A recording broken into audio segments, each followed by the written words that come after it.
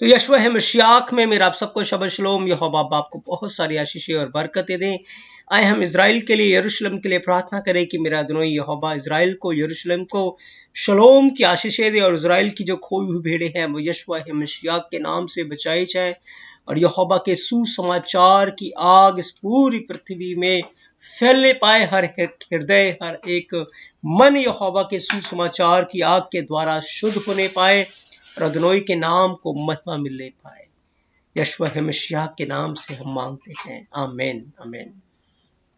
तो प्रिय अजीजों, यशवा है मसीह में मैं धन्यवाद देता हूं अपने अदोनाई यहोवा का, उसके बड़े फजल अनुग्रह के द्वारा हम बुक ऑफ रेवलेशन के ऊपर, प्रकाशित वाक्य के ऊपर सीख रहे हैं और आज हम उसके 21st पार्ट के अंदर है, 21वें भाग के अंदर है और पिछले 20 भागों में हमने बहुत सारे रहस्यों को, भेदों को कवर किया है और आज के भाग के अंदर भी हम बहुत सारे रहस्यों को, भेदों को सीखेंगे। आई बिलीव कि आप बहुत सारी आशीषों को, बरकतों को अपने जीवन में रिसीव करेंगे और आज का जो हमारा विषय है वो है जीवन के मुकुट का रहस्य।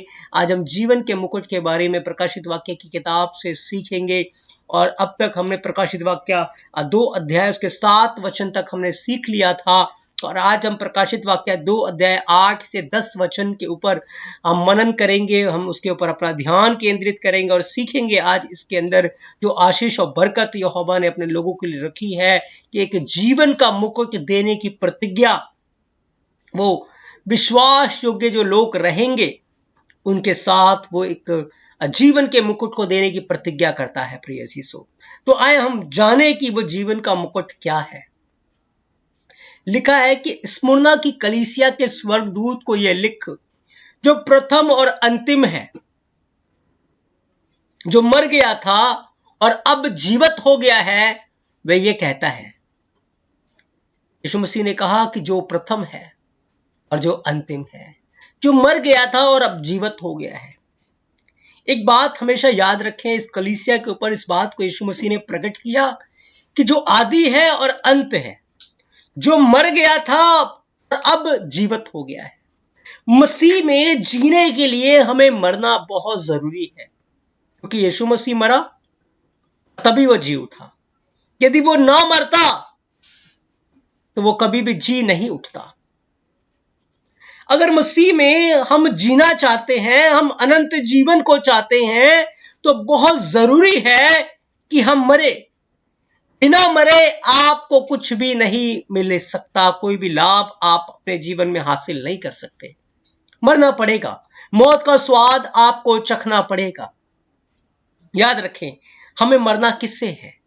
हमें पाप के लिए मरना पड़ेगा, हमें गुनाह के लिए मरना पड़ेगा, हमें बुराई के लिए मरना पड़ेगा, क्योंकि जब तक हम पाप के लिए नहीं मरेंगे, याद रखें, कभी भी हम मसीह के लिए नहीं जी पाएंगे। और जो पाप के लिए जीवित है वो मसीह के लिए मरे हुए हैं, मसीह के लिए जीवित है वो पाप के लिए मरे हुए हैं। दोनों ही बातें कभी भी साथ नहीं चलेंगी। यदि आपके जीवन में आप पाप के लिए जीवित है, पाप को करते जा रहे हैं, बुराई को करते जा रहे हैं, गुनाह को करते जा रहे हैं, याद रखें मसीह के लिए फिर आप मरे हुए हैं, के कामों के लिए, उसके अनंत जीवन के लिए फिर मरे हुए हैं। इसलिए प्रिय अजीजों, हमें मसीह में मरना बहुत जरूरी है, तभी जीवन का मुकुट हमें मिलेगा। तो यीशु मसीह इस कलीसिया को कहते हैं कि जो मर गया था और अब जीवित है, वह कहता है, मैं तेरे कलेश, दरिद्रता को जानता हूं। ये वो कलीसिया है, सुमुरना की कलीसिया, जिसके अंदर कोई दोष यीशु मसीह ने नहीं पाया। और किस कलीसिया की जो टाइटल है, हेडिंग है, वो है सताई हुई कलीसिया। एक सताव में रहने वाली कलीसिया, सताव है इसके ऊपर, बहुत भयंकर, बहुत तगड़ा सताव है। और आज के मसीह जो लोग हैं वो सताव से डरते हैं, घबराते हैं। जरा सा सताव आता है वो तुरंत प्रार्थनाओं में आ जाते हैं। पर याद रखें, मसीह के लोगों के लिए सताव एक बहुत बड़ी आशीष है। प्रिय अजीजों, प्रकाशित वाक्य के अंदर 7 कलीसियाओं के बारे में आप पढ़ेंगे और 7 में से 6 कलीसिया ऐसी कलीसिया जिनके ऊपर कोई सताव नहीं है, और उन 6 की 6 कलीसिया के अंदर यीशु मसीह उस 6 की 6 कलीसियाओं के विरोध में कुछ ना कुछ बातें बता रहा है। लेकिन स्मुरना की कलीसिया एक इकलौती कलीसिया ऐसी है जो सताव के अंदर है, जो कलेश के अंदर है, जो पीड़ा के अंदर है। उस कलीसिया के अंदर कोई भी ऐसा खोट या कोई भी ऐसा दोष जिसे इस कलीसिया को मन फिराने की जरूरत, ऐसा कुछ भी इस कलीसिया के बारे में नहीं कहा गया। 6 की 6 कलीसिया जो सताव से बाहर थी, उनके अंदर बहुत सारी कमियां थी, बहुत सारी चीजें थी जिनका उन्हें सुधार करना था, और यदि वो सुधार नहीं करेंगे तो फिर यहोवा के राज्य में नहीं जा पाएंगे। पर स्मुरना की कलीसिया सताई हुई कलीसिया है। स्मुरना की कलीसिया कलेश के अंदर है। स्मुरना की कलीसिया दरिद्रता में है, बहुत गरीब है, जैसे हम कहें बहुत गरीब कलीसिया है। पर यीशु मसीह इस कलीसिया को एक बात कहते हैं, मैं तेरे कलेश को जानता हूं, तेरी गरीबी को जानता हूं, दरिद्रता को जानता हूं। दरिद्रता, दरिद्र किसको कहते हैं? जो बिल्कुल ही निर्धन है, दरिद्र है। कहता मैं जानता हूं। पर यीशु मसीह ने एक बात कही कि लोगों की दृष्टि में तो तू गरीब है, लोगों की दृष्टि में तो तू दरिद्र है, पर मेरी दृष्टि में तू बहुत अमीर है। 6 कलीसिया एक तरफ है जिनके पास धन संपत्ति था, सब कुछ था, लेकिन यीशु मसीह की नजरों में वो कंगाल है। और लदुकिया की कलीसिया को यही तो बोला, अपने आप को धनी कहता है, बहुत धन है मेरे पास, बहुत आशीष है, पर मेरी नजरों में तू कंगाल है, तू नंगा है, भूखा है, तू अंधा है। ऐसे यीशु मसीह ने उस कलीसिया को कहा। लेकिन स्मुरना की कलीसिया को कहा, दरिद्र है लेकिन मेरी दृष्टि में तू अमीर है। मेरे प्रियो, हो सकता है लोगों की दृष्टि में हम कलेश में हो, गरीब हो, दरिद्रता में हो, कुछ ना हो हमारे पास, लेकिन जिनके पास कुछ नहीं होता ना, उनके पास यीशु मसीह होता है, उनके साथ यीशु मसीह रहता है। कि उनके पास यीशु मसीह को छोड़ और कुछ भी नहीं है, वो उनका ध्यान और चीजों में है ही नहीं, क्योंकि उनके पास कुछ है ही नहीं। पर जिनके पास सब कुछ होता है, वो उसको मैनेज करने में उनका ध्यान लगा रहता है। तो वो लोग अमीर नहीं है, गरीब है, कि उनके पास जो है वो चला जाएगा। लेकिन जिनके पास यीशु मसीह है, वो अनंत काल के लिए बना रहेगा, अनंत काल के लिए रहेगा। प्रिय अजीजों, तो यीशु मसीह ने इस कलीसिया को कहा, मैं तेरे कलेश, तेरी दरिद्रता को जानता हूं, परंतु तू धनी है। और जो लोग अपने आप को यहूदी कहते हैं और है नहीं, शैतान के आराधनालय का है, उसकी निंदा को भी मैं जानता हूं। जो दुख तुझको झेलने होंगे उसे मत डर। सताई हुई कलीसिया, और यीशु मसीह कहता और दुख तेरे ऊपर आएंगे और सताओ आएंगे, तुझे डरने की जरूरत नहीं है। क्यों? क्योंकि शैतान तुम में से कुछ को जेल खाने में डालने पर है, ताकि तुम परखे जाओ, और तुम्हें 10 दिन तक कलेश उठाना होगा। प्राण देने तक विश्वास योग्य रहे तो मैं तुझे जीवन का मुकुट दूंगा। ये प्रतिज्ञा, ये वादा उसी का इस कलीसिया के साथ है। कोई भी इस कलीसिया के अंदर दोष नहीं है, कोई भी इस कलीसिया के विरोधता में यीशु मसीह कोई बात नहीं कह रहा। यीशु मसीह कह रहा है, मेरी दृष्टि में तू धनी है। थोड़ा समय और दुख झेलना होगा, थोड़ा समय और पीड़ा में तुझे रहना पड़ेगा। याद रखिए, आज वो कलीसिया ब्लेसड कलीसिया है, वो कलीसिया धन्य कलीसिया है जो सताव में है। वो लोग धन्य लोग हैं जो सताव के अंदर है, जो कलेशों में है, जो पीड़ा के अंदर है। याद रखिए, उनके साथ वो यहोवा रहता है। उस कलीसिया का ध्यान मसीह के ऊपर है, क्योंकि उनको पता है कि यदि हमें कोई इस सताव से, इस पीड़ा से छुटकारा दे सकता है तो मसीह दे सकता है। साउथ के इंडिया के अंदर बहुत सारे लोग सताए जा रहे हैं, धन्य हैं वो लोग, धन्य, वो सीधा स्वर्ग पहुंच जाएंगे। हमारे नॉर्थ इंडिया के अंदर, हमारे इधर कलीसियाएं बहुत आराम से रहती हैं, बहुत लग्जरी लाइफ है, बहुत बढ़िया तरीके से खा पी रही है, और कलीसियाएं भी ऐसे लग्जरी बना रखे हैं, चर्चिस, शोर, म्यूजिक बहुत जबरदस्त और सारी चीजें।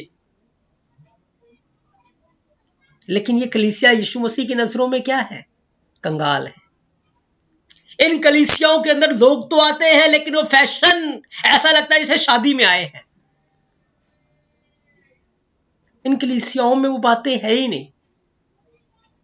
जब कोरोना आया था, हर कोई प्रार्थना में लगा हुआ था, प्रार्थना कर रहा था।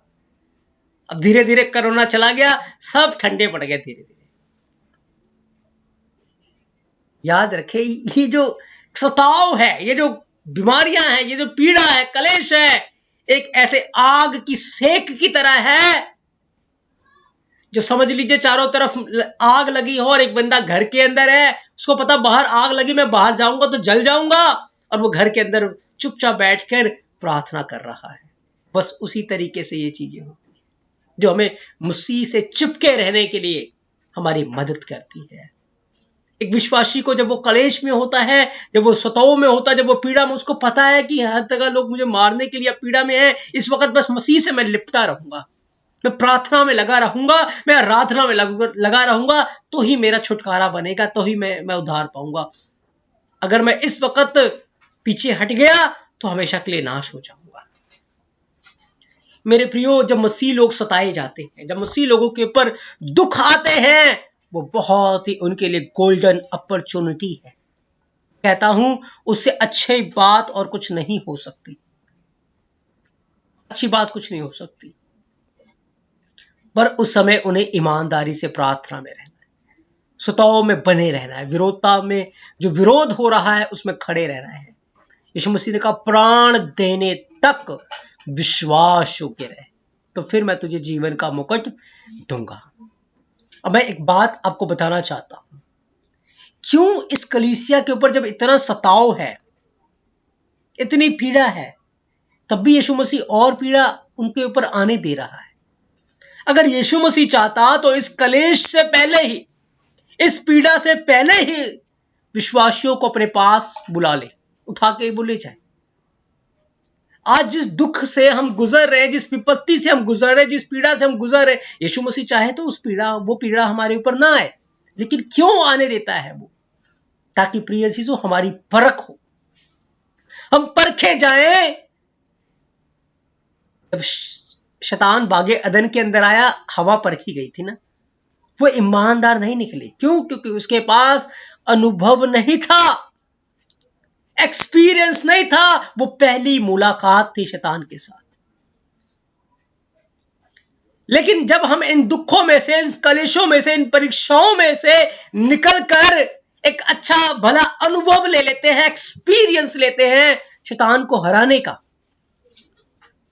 यहोवा के साथ विश्वास योग्य बने रहने का, तब वो हमें जीवन का मुकुट देता है। अगर वो वैसे ही दे दे, को परीक्षा आ जाए, तुरंत हम गिर जाएंगे। स्वर्ग में बहुत सारे दूत भी गिर गए शैतान की बातों में आकर, लूसीफर के साथ गिर पड़े। विश्वासी नहीं गिर पाएंगे, वो भी गिर जाएंगे। इसीलिए यहोवा हमें बना रहा है विश्वास योग्य। वो कहता है, जो जय पाएगा उसे जीवन का मुकुट दिया जाएगा, जो विश्वास योग्य रहेगा उसे जीवन का मुकुट दिया जाएगा। इसलिए बहुत जरूरी है कि हम मसीह में होकर दुख उठाएं, कलेशों में से जाएं और उसके साथ विश्वास योग्य रहे, ईमानदार रहे, ताकि जो विश्वास योग्य रहेगा यहोवा उसे जीवन का मुकुट देगा। जब आप याकूब 1:12 को पढ़ते हैं, लिखा है कि धन्य है वह मनुष्य जो परीक्षा में स्थिर रहता है, क्योंकि वह खरा निकलकर जीवन का मुकुट पाएगा, जिसकी प्रतिज्ञा अदोनी ने अपने प्रेम करने वालों को दी है। धन्य है वो जो परीक्षा में, जब आपके ऊपर कलेश आए, जब आपके ऊपर परीक्षाएं, याद रखें उस समय चुपचाप न रहें, पर मसीह का सुसमाचार जरूर सुनाएं। आज मैं देखता हूं कि जब परीक्षाएं आती हैं, मसीह लोग भागते हैं, घबरा जाते हैं, डर जाते हैं कि क्या करें। नहीं, पतरस से सीखें, पौलुस से सीखे। सामने मसीह विरोधी खड़े हैं, धमकी दे रहे हैं कि अगर तुम इस नाम का प्रचार करोगे तो तुम्हें मारा जाएगा, तुम्हें पीटा जाएगा, और वो दिलेरी से कह रहे हैं कि हमसे ये नहीं हो सकता कि हम मसीह के सुसमाचार का प्रचार न करें। और फिर क्या किया? उन्हें 39 कोड़े मारे गए, पर वो आनंदित थे। पौलुस को देखें, सामने लोग मारने के लिए तैयार खड़े हैं, लेकिन वो अपनी गवाही बता रहा है। वो बता रहा है कि मसीह के साथ मेरा कैसे एनकाउंटर हुआ, कैसे मैंने मसीह को जाना। वो गवाही दे रहा था उस समय।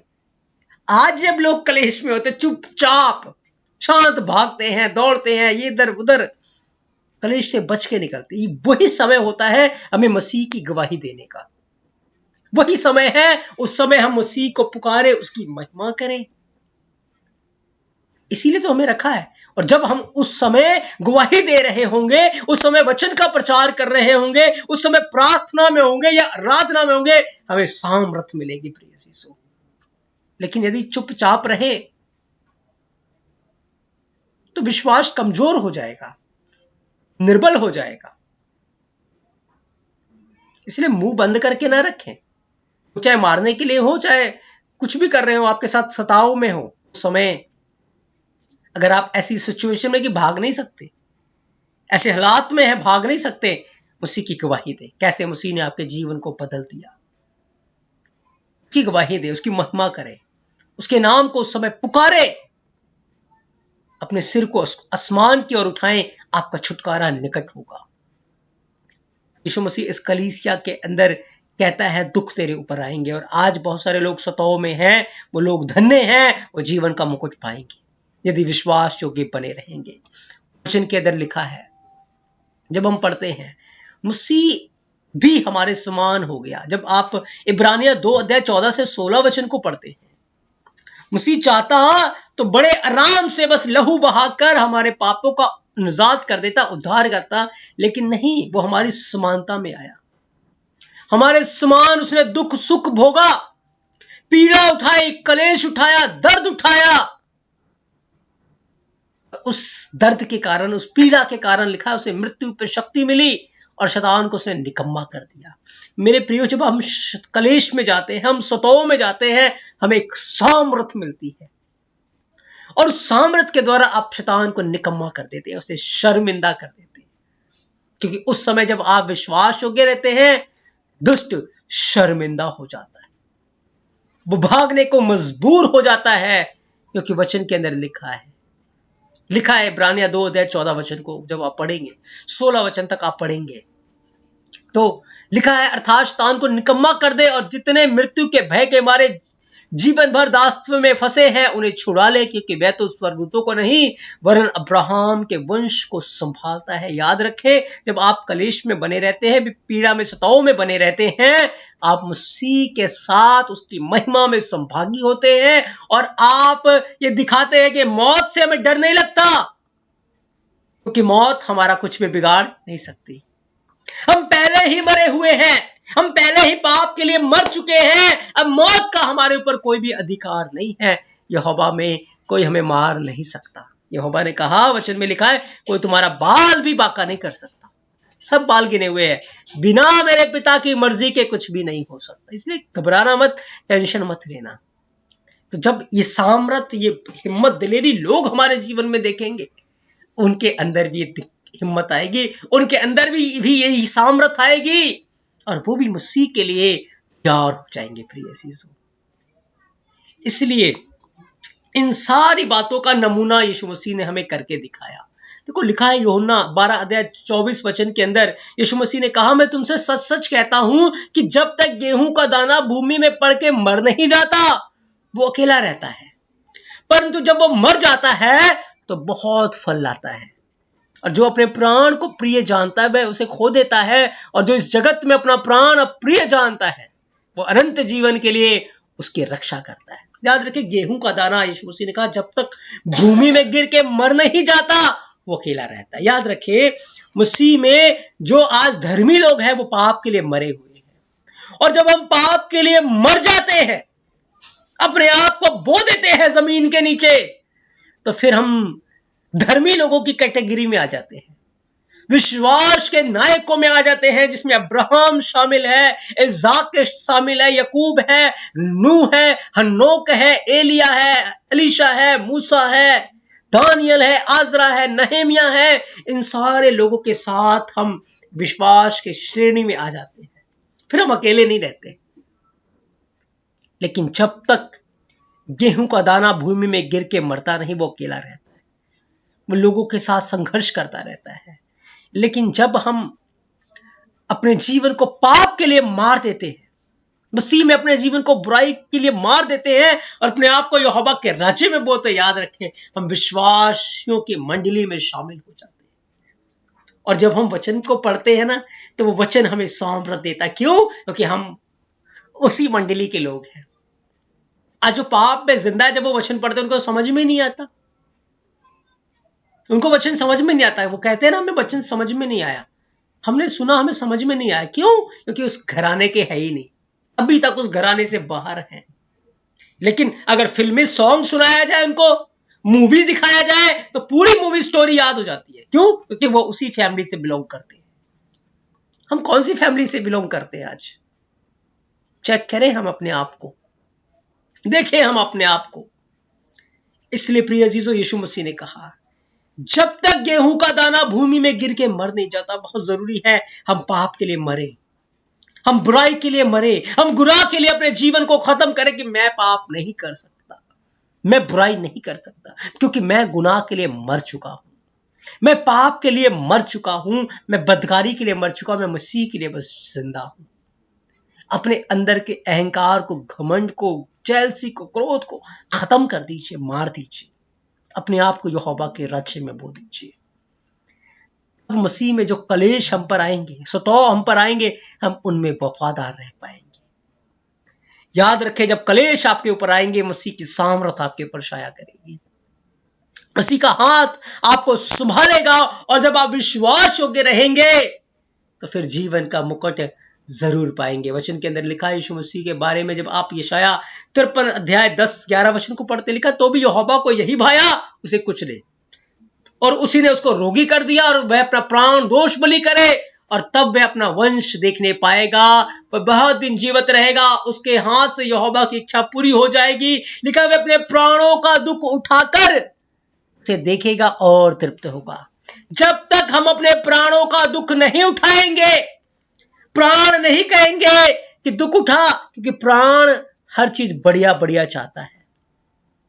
प्राण गर्मी भी नहीं चाहता, प्राण पीड़ा में नहीं रहना चाहता। जरा सा कट जाता है, प्राण चिल्ला उठता है दर्द के मारे, पीड़ा के मारे प्राण चिल्लाने लगता है, प्राण घबरा जाता है। लेकिन याद रखें, जब हम अपने प्राणों को दुख देंगे, जब हम अपने प्राणों को दुख देंगे, अपने प्राणों के दुख देंगे मसीह के वचन के कारण, और उसे पूरी तरीके से मसीह के वचनों में लगाएंगे, याद रखें, फिर हम धर्मी वंश को देखने पाएंगे। फिर हम यहोवा के राज्य में यहोवा के लोगों के साथ रहने पाएंगे, उसके लोगों के साथ हमारी संगति होगी। कब? जब हम अपने प्राणों का दुख उठाएंगे, क्योंकि जो अपने प्राणों का दुख उठाएंगे, मसीह के साथ ईमानदारी का जीवन जिएंगे, वही उस वंश के अंदर, उस परिवार में जो आज मसीह के साथ है, शामिल हो जाएंगे। जैसे मसीह के बारे में लिखा है ना, कि उसने अपने प्राणों का दुख उठाकर, अपने प्राणों का दुख उठाकर उस धर्मी वंश को देखने पाएगा। मेरे प्रियो, यदि आज हम मसीह में अच्छी गवाही दे रहे हैं, चाहे कलेश में, चाहे सताव में, चाहे पीड़ा में, तो ये अच्छी गवाही हमारे लिए एक अनंत महिमा को उत्पन्न करेगी। सब कुछ आपके साथ ठीक है, हो सकता है उस समय आपका जीवन ठीक रीति से ना हो, लेकिन कलेश जब आपके जीवन के ऊपर आएगा, सताव जब आपके जीवन के ऊपर आएगा, उस समय हम अधिक प्रार्थना में रहते हैं, अधिक वचनों में रहते हैं, और वही समय है दुष्ट के ऊपर जय पाने का। याद रखें, जब हम सताए जाएं, वचन के अंदर लिखा है, तुम धन्य हो जो मेरे नाम के कारण सताए जाते हो। इसलिए मेरे प्रियो, हमें मसीह में एक अच्छी लड़ाई को लड़ना है। स्मुरना की कलीसिया की तरह जब सताव हम पर आए, कलेश हम पर आए, हम ईमानदार रहें, हम विश्वास योग्य रहें, हम मसीह के साथ वफादार रहें। वो हमारे लिए एक अनंत महिमा को उत्पन्न करेगा। सच में जो उस समय विश्वास योग्य रहेंगे, जीवन का मुकुट दिया जाएगा। आज चर्चिस सताव को बिल्कुल भी बर्दाश्त नहीं करती। पंजाब के अंदर माहौल ऐसा है कि जरा सा भी सताव आ गया तो सारी की सारी जो कलीसिया है, वो रोड के ऊपर आकर खड़ी हो जाती है। धरने पे बैठ जाती है। फिर मसीह ने हमें यह नहीं सिखाया। अगर परिवार में कलेश आया या किसी चर्च के मेंबर के द्वारा कलेश आया, सुतो आया, उस समय हम साहस छोड़ देते हैं, उसे बुरा भला कहना शुरू कर देते हैं। मसीह के ऊपर कहां से सताव आया था, आप बताइए? उसके भाई थे इसको सताने वाले, उसके सगे भाई। जब आप यूहन्ना 7 अध्याय को पढ़ते हैं, लिखा उसके भाई उसको मारना चाहते थे कि हम इसे अपने साथ ले जाकर पहाड़ी से धक्का दे देंगे। उसके अपने उसका मजाक उड़ाते थे, कलेश देते थे। पौलुस के दुश्मन कौन थे? उसके भाई, जिनके साथ वो रहता था। पतरस के कौन दुश्मन थे? स्तिफनुस को किसने पथराव किया? उसके अपने भाइयों ने, अपने यहूदी भाइयों ने, उसके खून ने। आज अगर हमारे जीवन के ऊपर परिवार के लोगों से सताव आता है, आज यदि हमारे जीवन के ऊपर कलीसिया के लोगों के द्वारा सताव आता है, हम तो बदला लेने की भावना में होते हैं। कोई हमें एक कहता है, हम 4 कहते हैं उसे। मेरे प्रियो, हमें उस समय उस दुख को, कलेश मसीह के कारण समझ के स्वीकार करना है। कि अगर हम उस समय अपने मुंह से कुछ ऐसा शब्द निकाल देंगे तो हम पाप कर बैठेंगे। हम नहीं बोल सकते, कोई हमें मारे हम नहीं मार सकते, कोई हमें गलत कहे हम नहीं कह सकते। क्यों? क्योंकि हम मसीह का डर रखते हैं, हम उसके वचन को बोलते हैं। हमें बुरा भला कहे हम उसे आशीष दे सकते, बुरा भला नहीं कह सकते। तो क्या कर रहे हैं हम? उस समय मसीह के वचन के कारण कलेश को उठा रहे हैं। हम किसी को मार नहीं सकते, किसी को पीट नहीं सकते, किसी को गाली नहीं दे सकते, किसी के साथ बुरा नहीं कर सकते। तो क्या हम मसीह को बस दिखा सकते हैं, मसीह के प्रेम को दिखा सकते हैं, मसीह को दिखा सकते हैं।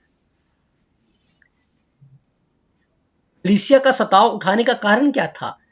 जो उसे मार रहे वो उसे मार नहीं सकती थी, जो उसे बुरा भला कह रहे उसको बुरा भला नहीं कह सकती थी। यही तो है आज परिवार में, यही तो है आज कलीसिया के अंदर। मेरे प्रियो, हमारे ऊपर जो कलेश आएगा, सताव आएगा, वो अपने लोगों से आएगा। और उस समय में प्रार्थना में रहना, उनके लिए प्रार्थना करनी। वचन कहता है जो तुम्हें सताते हैं उनके लिए प्रार्थना करो, अपने दुश्मनों को प्यार करो। यही मसीह ने हमें सिखाया है और इसी वचन को लेकर हमें आगे बढ़ना, ना कि हमें विरोध करना है, उनके खिलाफ आना है। क्योंकि हम नहीं चाहते वो लोग नाश हो जाए, हम नहीं चाहते कि वो लोग नरक में जाए। इसलिए हमें उनके लिए आंसू बहाना है, उनके लिए प्रार्थना करनी है ताकि वो बचाए जाए। और इसी मोहब्बत के द्वारा, इसी प्रेम के द्वारा आप उन्हें जीत लेंगे, जैसे मसीह ने अपने प्रेम के द्वारा उन भाइयों को जो यीशु मसीह को मारना चाहते थे जीत लिया। उसमें याकूब भी शामिल था, यीशु मसीह का भाई, जिसकी पत्री हम बाइबल के अंदर पढ़ते हैं। जीत लिया, तो उसको जीत लिया। शाऊल को, जो मसीह को मारना चाहता था, मसीहों को मार रहा था, उसे जीत लिया। ऐसे प्रिय चीजों, आपकी प्रार्थनाएं आपके दुश्मन को जीत लेंगी। आपकी प्रार्थनाएं जो आपको सता रहे हैं उनको जीत लेगी, और वो मसीह विरोधी नहीं, मसीह को बचाने वाले बन जाएंगे। आपके परिवार के लोग या घर के लोग, कहीं भी वो हो सकते हैं, आपके ऑफिस में हो सकते हैं। इसलिए हिम्मत ना हारें, ढांढस बांधे। कलेश आपके ऊपर है, सताव आपके ऊपर है, प्रार्थना में रहें, प्राण देने तक विश्वास योग्य रहे, जीवन का मुकुट मिलेगा। और यीशु मसीह की प्रतिज्ञा यूहन्ना 12 अध्याय 26 वचन में है कि यदि कोई मेरी सेवा करे तो मेरे पीछे हो ले, और जहां मैं हूं वहां मेरा सेवक भी होगा। जो कोई मेरी सेवा करेगा तो पिता उसका आदर करेगा। सच में जहां मसीह है वहां हम भी रहेंगे। यदि हम सताओं में, कलेश में, चाहे वो घर से हो, चाहे वो बाहर से हो, चाहे ऑफिस से हो, चाहे कहीं से भी हो, हम ईमानदार बने रहेंगे, मसीह के वचनों को थामे रहेंगे। ऐसा नहीं वचन को साइड करके आजा मैं तुझे बताता हूं, नहीं प्रिय चीजों। हमें उस सताओं में, उस कलेश में, उस पीड़ा में उसी के साथ वफादार रहना है, तो फिर हमें जीवन का मुकुट दिया जाएगा। इसलिए आज हम स्मुरना की कलीसिया से इस बात को सीख रहे कि उस कलीसिया ने कैसे मसीह के कारण दुख उठाया। यहूदी लोग जो झूठे थे, यानी कि यहूदी तो थे लेकिन काम दुष्ट का कर रहे थे, शैतान का कर रहे थे, वो लोग भी स्मुरना की कलीसिया का मजाक उड़ाते थे, स्मुरना की कलीसिया का उपहास करते थे। यीशु मसीह कहता है मैं उस निंदा को जानता हूं जो लोग तेरी कर रहे हैं, मैं उस पीड़ा को जानता हूं जो अपने लोगों के द्वारा तू उठा रहा है, लेकिन तूने विश्वास नहीं छोड़ा है। थोड़ा समय और विश्वास में बना रहे तो मैं तुझे जीवन का मुकुट दूंगा, मैं तुझे अनंत जीवन का मुकुट दूंगा। और यीशु मसीह ने कहा जो कोई मेरा सेवक है, जो मेरे पीछे होलेगा, जहां मैं हूं वहां मेरा सेवक भी रहेगा। मेरे प्रियो, हम मसीह के साथ रहेंगे यदि हम विश्वास योग्य बने रहें, हम ईमानदार बने रहें। हमें जीवन का मुकुट दिया जाएगा जो अनंत काल का मुकुट होगा।